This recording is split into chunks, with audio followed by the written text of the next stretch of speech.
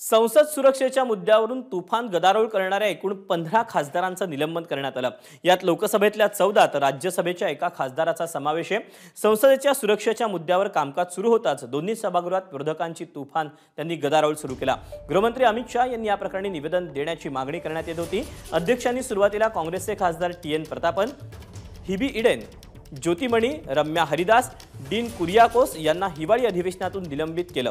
त्यानंतर गदारोळ सुरूच राहिल्यानं आणखी 9 खासदारांचं निलंबन झालं आणि मणिकम टागोर यांचा समावेश देखील यामध्ये झाला। त्याआधी राज्यसभेत तृणमूल काँग्रेसचे खासदार डेरेक ओब्रायन यांचंही निलंबन करण्यात आलं होतं। त्यांच्या निलंबनावरून विरोधी पक्षांनी जोरदार गदारोळ केला।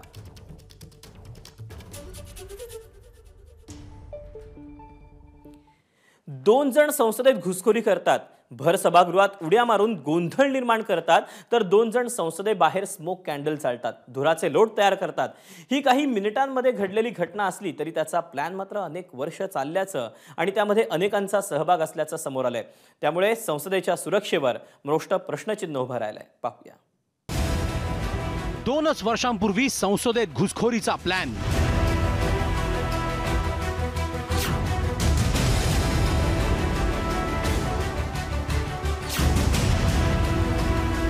आरोपींच्या चौकशीतून धक्कादायक गौप्यस्फोट,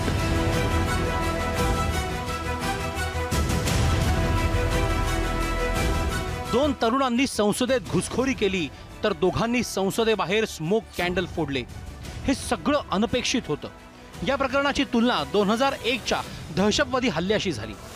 हा योगायोग असल्याचंही बोललं गेलं, पण हा योगायोग नसून ठरवून केलेला प्लॅन होता, हे चौकशीतून समोर आलंय।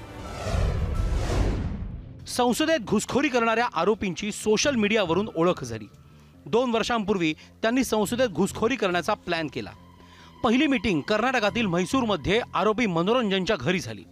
बेरोजगारी, इतर मुद्द्यांवर सरकारचं लक्ष वेधण्यासाठी काहीतरी मोठं करण्याचं ठरलं। मणिपूर हिंसा, शेतकरी आंदोलनाच्या पार्श्वभूमीवर दुसरी बैठक चंदीगडमध्ये झाली। बैठकीत संसदेला घेरून सरकारचं लक्ष वेधण्याचा प्लॅन झाला। 4 महिन्यांपूर्वी लखनौमध्ये सागर शर्माने ऑनलाईन मीटिंग घेतली। ऑनलाईन मीटिंगमध्ये संसदेत प्रवेश करून निषेध करण्याचा प्लॅन केला। सागर शर्माने संसदेची पाहणी केली। सचिन शर्माने नवीन संसदेतील सुरक्षा व्यवस्थेची माहिती सप्टेंबरमध्ये घेतली। 13 डिसेंबरला संसदेत घुसखोरी करण्याचं ठरलं। त्याप्रमाणे सर्व आरोपी 10 डिसेंबरला आपापल्या राज्यातून दिल्लीत आले। 13 डिसेंबरला सकाळी सर्व आरोपी संसद परिसरात जमले। फक्त 2च पास मिळाल्याने सागर शर्मा आणि मनोरंजन संसदेत जाऊ शकले। दोन्ही आरोपींनी प्रेक्षक गॅलरीतून खासदारांच्या बाकांवर उड्या मारल्या। दोन्ही आरोपींनी सभागृहात स्मोक कॅन्डल फोडले। अमोल शिंदे आणि नीलम सिंहने संसदेबाहेर स्मोक कॅन्डल फोडले।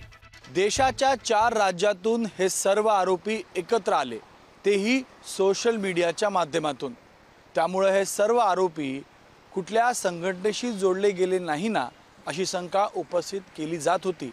मात्र अद्याप तरी हे सर्व आरोपी कुठल्याही संघटनेचे सदस्य नसल्याचं समोर येत आहे। या प्रकरणातला आणखी एक ट्विस्ट म्हणजे ललित झा। संसदेत घडलेल्या संपूर्ण प्रकरणाचा हाच मास्टरमाइंड असल्याचं समजतंय। ललित झाने सर्व आरोपींना गुरुग्राममध्ये मीटिंगसाठी बोलावलं होतं। एवढंच नाही तर याच ललित झानं स्मोक बॉम्ब फोडल्याचा व्हिडिओ चित्रित करून सोशल मीडियावरही अपलोड केला होता। सर्व आरोपींचा एकच सूत्रधार सध्या समोर येत आहे।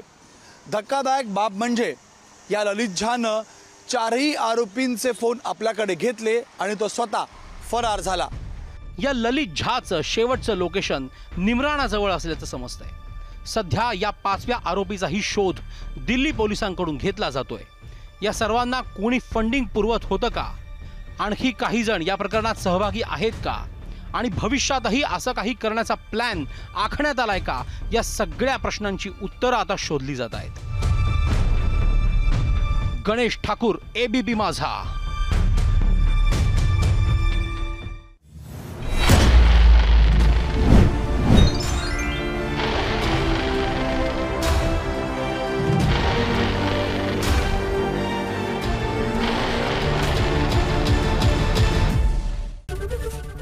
ABP माझा, उघडा डोळे बघा नीट।